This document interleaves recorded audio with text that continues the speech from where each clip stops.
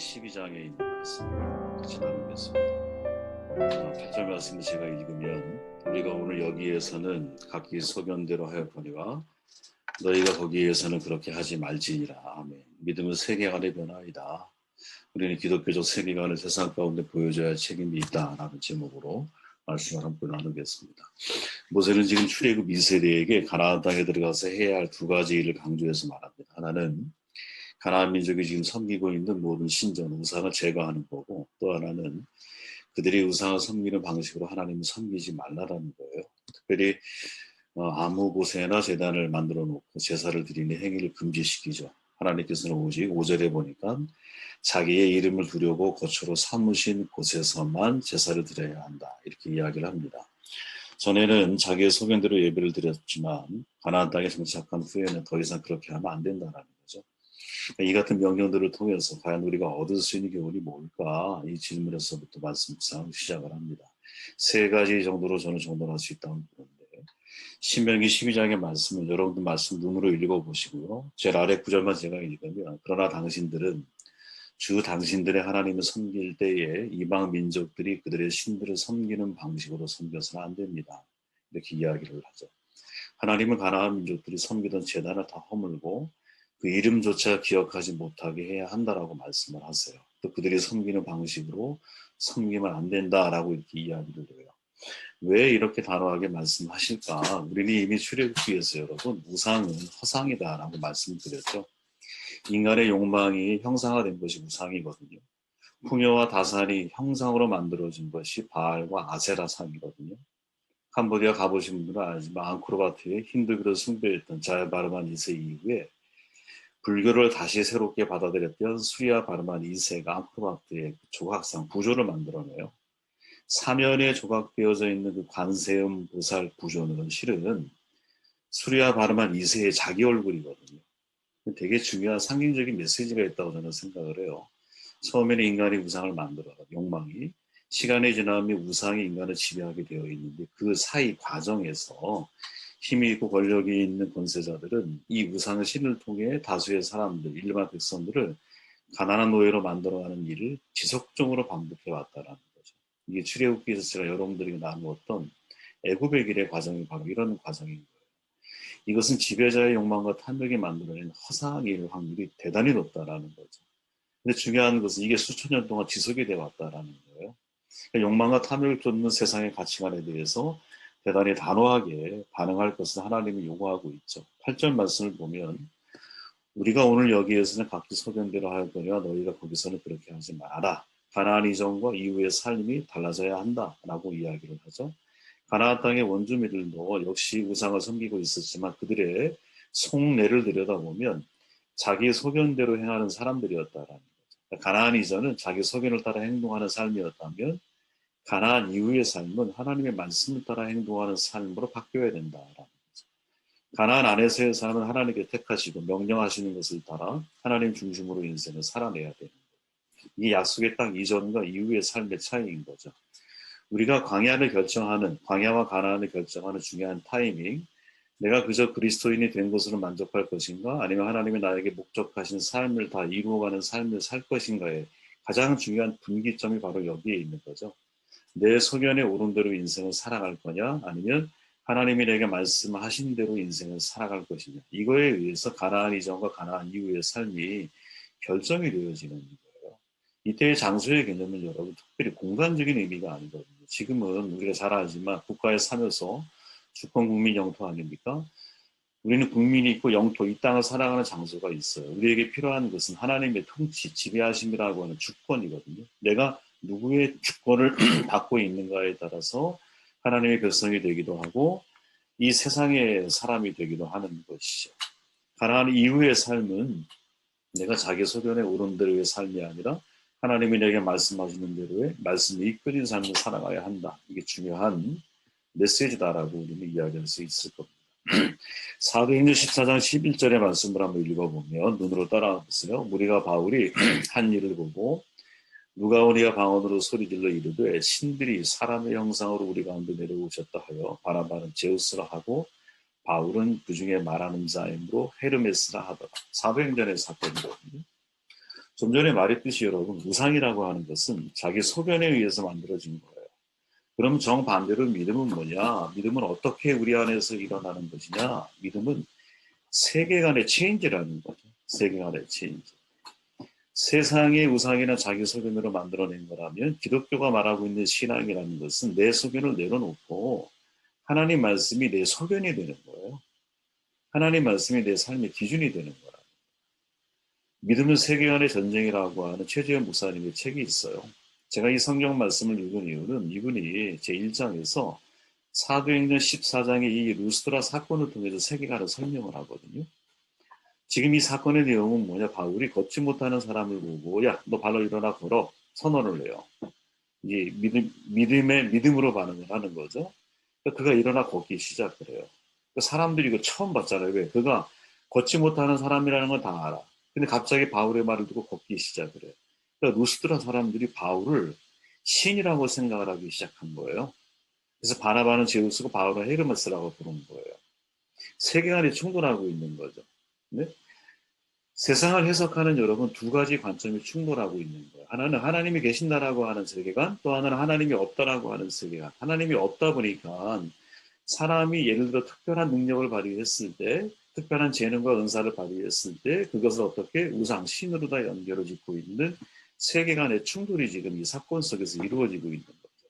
한 걸음 더 나아가 보면 믿음은 세계관의 전쟁 이후의 가치관의 변화인 거거든요, 여러분. 내가 어떤 세계관을 가졌는가에 따라서 가치를 바라보는 눈이 달라요. 하나님이 존재하시는 분이에요. 그럼 나의 인생의 가치는요, 하나님의 영광을 위해서 인생을 살아가는 게 맞는 거예요. 하나님이 없어요. 그럼 나의 가치관은요, 이 땅에서 즐거움을 누리기 위해서, 내 만족을 누리기 위해서, 내 꿈을 실현하기 위해서 인생을 살아가는 게 맞아요. 그러나 바울과 여기 함께하고 있는 동행자의 입장에서의 세계관은 하나님은 생존해 보시고 생존하신 분이거든요. 창조주 하나님이시거든요.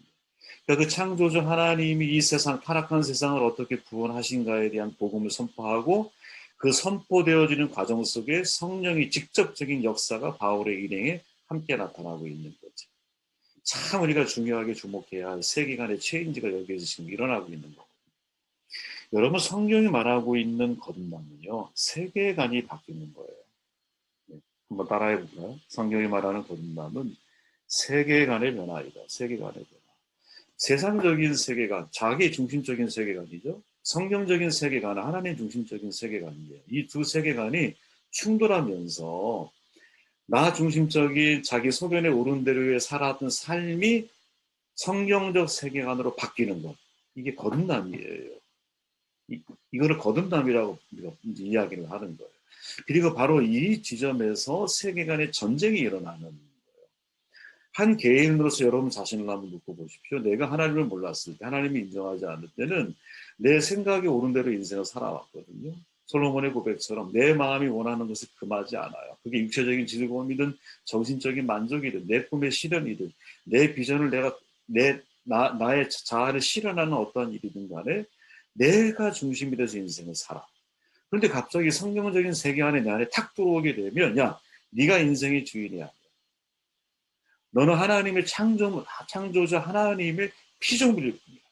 너는 하나님의 형상으로 지음받았을 뿐인 것이지 너는 제한된 자유 속에서 인생을 살아야 할 인간일 뿐인 것이지 네가 하나님이 위해 서려고 하면 안 돼. 라고 하는 성경적인 세계관이 우리를 건드리기 시작을 하고 이 싸움에서 우리가 어디에 더 먹이를 많이 주고 어디에 더 시간을 많이 투자하느냐 이게 우리의 미래를 바꾸는 것이 거듭난 인생의 삶을 살아가느냐 가나안의 인생을 살아가느냐 아니면 아직도 광야에 머물러 인생을 살아가는 사람이 되게 만드느냐 이거를 결정하는 중요한 기로점이라는 거죠. 현대 사회를 여러분 포스트 모더니즘 사회라고 그러잖아요. 다원주의거든요. 다양한 거예요. 다문화, 탈권위 다양한 용어로 해석을 해요. 근데 가장 핵심이 뭐냐면 포스트 모더니즘 핵심은 권위가 없다는 거예요. 여러분. 그러니까 절대적인 진리가 사라진 거예요. 지금 이 시대의 무서움은 바로 이거거든요. 인간의 감정을 기초로 해서 주관적인 느낌의 세계관을 소유하고 있어. 다른 말로 표현하면 포스트 모더니즘 시대에는 절대적인 권위를 내려놓고 포기하고 내 소견대로 내가 원하는 대로 세상을 바라본다. 절대적인 권위의 뿌리를 흔들어버리고 절대적인 권위를 개인의 소유물로 퇴보시킨 거예요. 더 이상 절대적인 진리가 없다라는 거예요. 그러나 성경은 절대 그렇지 않잖아요. 성경은 절대적인 하나님을 말하고 있거든요. 그 하나님의 명령이 절대적이에요. 왜? 알파와 오메가, 처음과 끝이시기 때문에 그런 것이. 그렇게 여기에서 세계관이 충돌을 하는 거예요. 내가 예수를 믿고 변화돼서 영성의 사람이 되고 내가 예수님의 성품을 닮아가게 된다라고 하는 것은 나의 자기 소견에 오른 대로 살아왔던 세계관이 하나님 말씀, 하나님이 이 세상을 창조하신 분이기 때문에 하나님을 기준해서 내 삶이 새롭게 편집되어지는 거지. 그래서 우리는 사도 요한이 말한 것처럼 만물이 그로 말미암아 지은 바 되었으니 지은 것이 하나도 그가 없이 되는 것은 없느니라. 하나님이 세계관의 고정점이 돼야 한다. 헤르만 도에벨트의 말이거든요. 무슨 말이냐면 아르키메데스 여러분 고정점 알잖아요. 지렛대를 나에게 줘라. 그럼 나는 지구도 움직일 수 있다라고 장담을 하잖아. 그죠? 그때 중요한 게 뭐예요? 정확한 고정점을 잡는 거야. 우리가 가끔 이 다큐나 이 TV에 보면 해변에서 여러분 돌의 중심점을 잡는 사람들 있잖아요. 돌을 아주 기하학적으로나 모양을 막 이렇게 중심을 잡아가서 하는 것처럼 어느 한 지점 고정점을 잘 잡으면 지구를 들어 올릴 수 있는데 이 노에벨트라고 하는 사람은 기독교적인 세계관이 뭐냐? 지구를 들어 올릴 수 있을 만큼의 그러니까 하나님이 내 삶의 세계관의 고정점이 되어질 때 진짜 내 인생을 바꾸는 변화가 시작이 된다. 여러분, 자 보세요. 이게 어떻게 보이십니까? 보이십니까? 혹시 GODISNOWHERE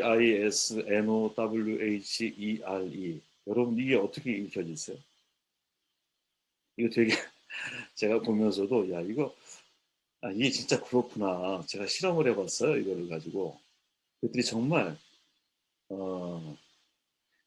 내가 창조주 하나님의 살아계심을 믿고 있는 사람에게는 이게 어떻게 보이냐면 God is now here로 보여요.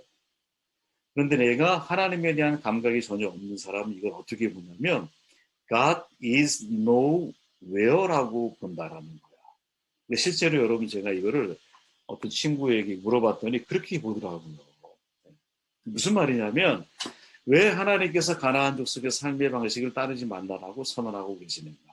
그들의 방식은요. 자기 생각이 세계관의 고정점이 되어 있기 때문에 이스라엘은 하나님의 세계관의 고정점이 된 사람이거든요. 왜? 유일신 하나님을 믿고 있어. 기독교적 세계관은 한마디로 말하면 여러분 창조와 타락과 구속의 세계관이에요. 이 세상은 하나님이 창조하셨다는 사실을 믿는 거야. 그러나 하나님이 창조하신 세상에서 하나님의 형상으로 지음받은 인간이 아주 불행하게도 자기의 뜻, 자기의 욕심, 자기의 이기적인 욕망을 따라 잘못된 선택을 함으로 인하여 하나님과의 관계가 단절이 됐다고 믿는 거지. 그리고 하나님과의 관계가 단절된 이후에 하나님께서 이 인간과의 관계를 회복하기 위해서 예수 그리스도를 통한 구원의 길을 열어주셨고 우리를 믿는 자들에 한해서 그들을 구속하셨다는 사실을 우리는 받아들입니다. 십자가를 통해서 믿음의 방식에 따르는 사람이 그리스도입니다.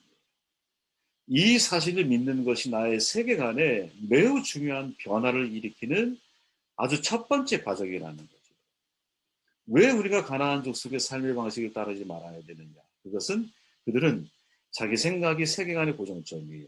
그러나 하나님 말씀이 생각이 고정점이 된 이후에 세상을 바라보게 되면 이 세상을 전혀 다르게 이해되어지는 겁니다. 똑같은 신을 가지고도 여러분 하나님이 살아계심을 인정하고 그 믿음을 가지고 세상을 바라볼 때는 세상이 달리 보이는 거예요. 여러분. 사도행전 14장 15절 말씀을 읽고 말씀을 종료할게요. 자, 눈으로 따라오세요. 이르되 여러분이요 어찌하여 이러한 일을 하느냐. 우리도 여러분과 같은 성정을 가진 사람이라 여러분에게 복음을 전하는 것은 이런 헛된 일을 버리고 천지와 바다와 그 가운데 만물을 지으시고 살아계신 하나님께 돌아오게 합니다. 우리가 기독교적 세계관을 보여줘야 할 책임이 우리 가운데 있다라는 거죠. 여러분 사명자라고 하는 것은 기독교적 세계관을 통해서 인간이 지향해야 할 삶의 올바른 가치관이 무엇인지를 말하는 게 아니라 보여주는 사람이거든요. 누구처럼 사도 바울처럼. 지금 사도 바울은요. 창조주 하나님의 복음을 전하고 있어요. 자신이 연약한 인간이라는 사실을 여과 없이 드러내주고 있어요. 창조주 하나님께서 타락한 인간과 구속의 복음을 무엇과 함께, 표적과 기사와 함께 그 루스드라 사람들에게 전달하고 있는 거예요. 말하는 선교가 아니라요, 보여주는 선교인 거예요.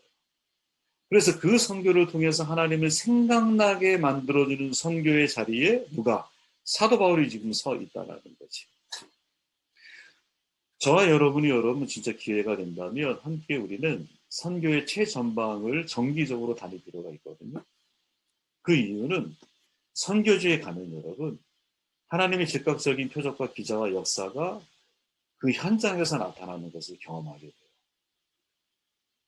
병자가 정말 낫는 역사가, 그리고 사람들에게 안수하였을 때 그 사람을 오랫동안 괴롭혔던 귀신이 쫓겨나는 역사가 사실은 선교 현장 속에서는 아주 즉각적으로 나타날 확률이 대단히 높거든요. 왜냐하면 하나님의 복음이, 살아계신 하나님의 역사가 그 사람들에게 전달되어지는 과정 속에 때로는 표적과 기사가 그 어떠한 말보다 중요하게 사람들의 영혼을, 세계관을 바꾸게 만드는 역사가 동반돼요.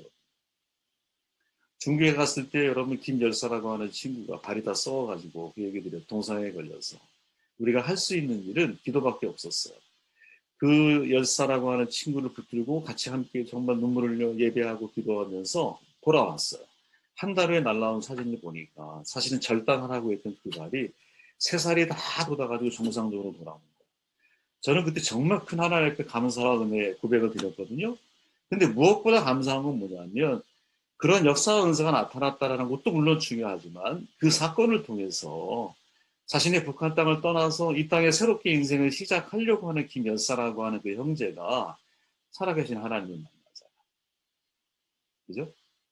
그리고 인생을 어떻게 살아야 할지, 그 전에는 김정일이 내 인생에 정말 신의 자리에 있었거든요. 북한 사람 전도하기 쉽다 그러잖아요. 왜?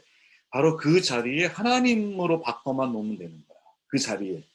이미 김일성이나 김정일에 대해서 신의 의식을 가지고 있기 때문에 그 자리를 하나님으로만 바꿔주면 그들은 하나님 앞에 귀하게 쓰임받을 수 있는 사람이 될 수 있는 거죠.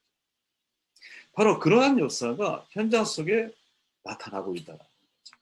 저는 저와 여러분들이 이러한 도구로 하나님 앞에 쓰여지기를 정말 간절히 사모하고 또 우리가 그런 도구가 되었으면 좋겠어요. 그죠? 말씀을 정돈해 보면 나머지는 여러분들이 자세하게 좀 읽어보시기를 바라고요. 오늘의 핵심은 그겁니다. 야, 믿음이 뭐냐? 그거는 세계관이 바뀌는 거구나. 세계관이 바뀌어야 내 삶의 올바른 가치가 무엇인지 변화되기 시작을 하는 거예요. 무엇이 바뀌어야 되냐? 하나님이 고정점이에요, 여러분. 내 소견에 옳은 대로 살아가는 것은 세상이 우상을 섬기는 것과 다를 바가 없어요. 광야와 가나안의 차이가 있다면 가나안의 삶의 시작은요, 내 소견을 내려놓고 하나님의 말씀이 내 삶의 중심점이 된 거야. 고정점이 된 거야. 그리고 그 말씀에 의해서 인생을 살아가는 방법을 배워가는 것이 가나안 삶의 중요한 핵심입니다. 우리는 모두 사명의 길에 서 있는 사람이잖아요.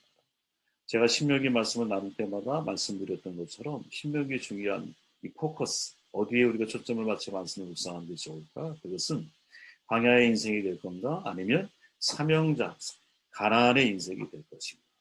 이것을 결정하는 중요한 메시지가 신명기의 메시지 속에 있다고 생각합니다.